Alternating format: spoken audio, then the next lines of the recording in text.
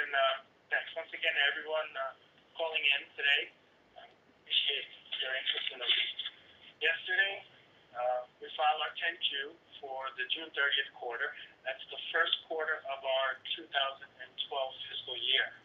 I'm hoping most of you had a chance to look at our financials, and if you did, you'll note that the results are much better than the predictions others were making when the load drain was canceled. So I'd like to briefly take you through a few key areas of our financials. First of all, total revenues were just under $1 million. That's a 19% increase over our revenues for the June 2010 quarter.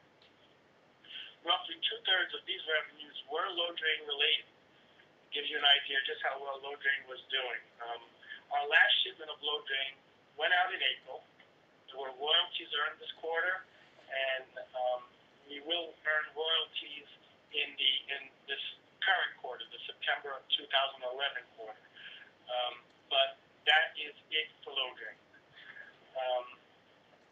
The other third of our revenues came from the launch of our new product, phentermine tablets. A third of the revenues may not seem like a large amount of revenues, but we should all note that phentermine is the first product which is not named load drain to generate revenues for Elite. The big accomplishment, we're diversifying our product line, and we expect this product the revenues to continue to grow. It's just been launched. It's critical that we replace the revenue streams of load drain, and with the launch of phentermine, we have begun to do so. If you move down the P&L from revenues, you'll note we had an operating loss of about $336,000. You can compare that to an operating loss in the prior year of $97,000. So the increased operating loss was driven mostly by the loss of load drain profits combined with an increase of resources being poured into product development.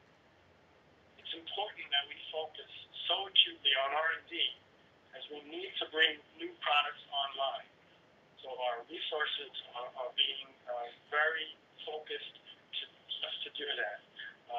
However, P&L takes a hit when this is done. As we're booking costs, we're incurring expenses instead of profits, and we won't see the profits against these until the products under development are approved and are launched. While the loss of load drain has affected our results, please note that the increase in our operating loss was controlled and it was modest, and that the extra costs incurred were mostly related to the development of replacement products. In the past, when discussing the P&L statement, I usually stop right there at the operating income level. That's what most people are interested in. However, there's some big numbers further down on our P&L, more than $30 million in derivative expenses, and I just felt that I need to give a brief explanation of those. Derivative expenses, they relate to our preferred shares, our Series B, C, D, and E preferred shares, and warrants, which were mostly issued with those preferred shares. GAAP accounting requires certain valuation entries, which result in expenses being booked when our stock price rises and income being booked when our stock price falls. During this quarter, during the June quarter, our stock price increased by almost 150%. That's a really good thing. However, unfortunately, it means we had to book more than $30 million in derivative expenses. These expenses are all non-cash, and they will never be cash expenses.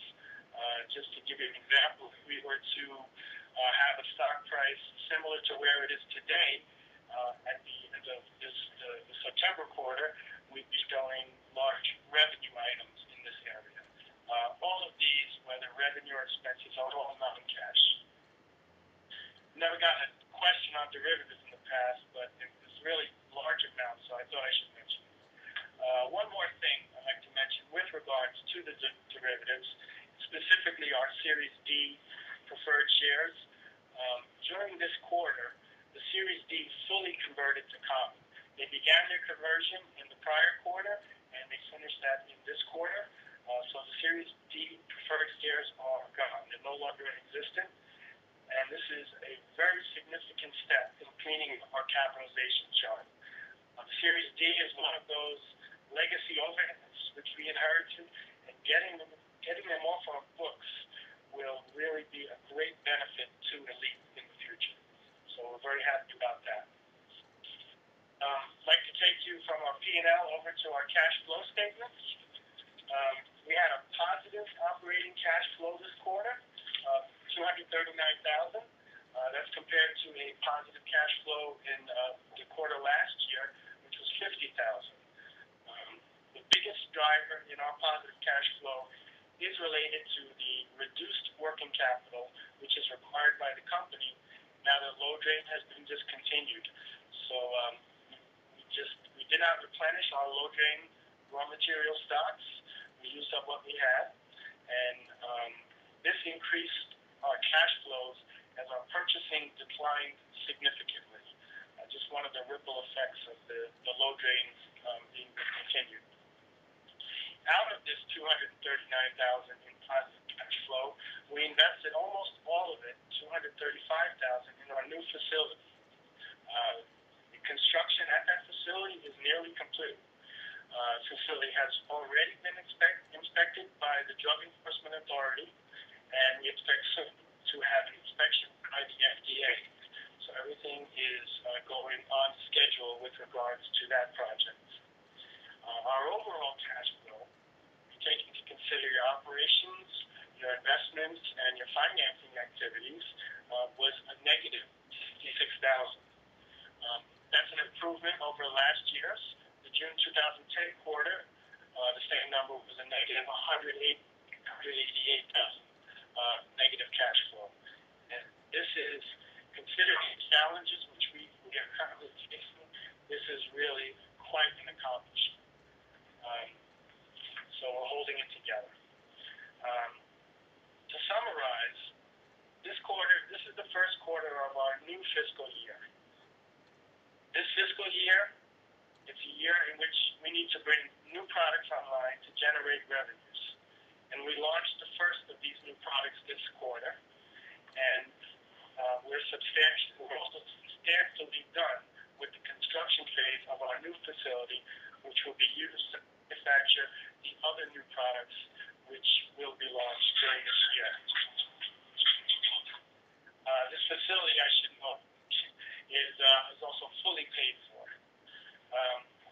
This new fiscal year is also a fiscal year in which we need to continue the development of our opioid products and the others which we are developing with High-Tech and Mika.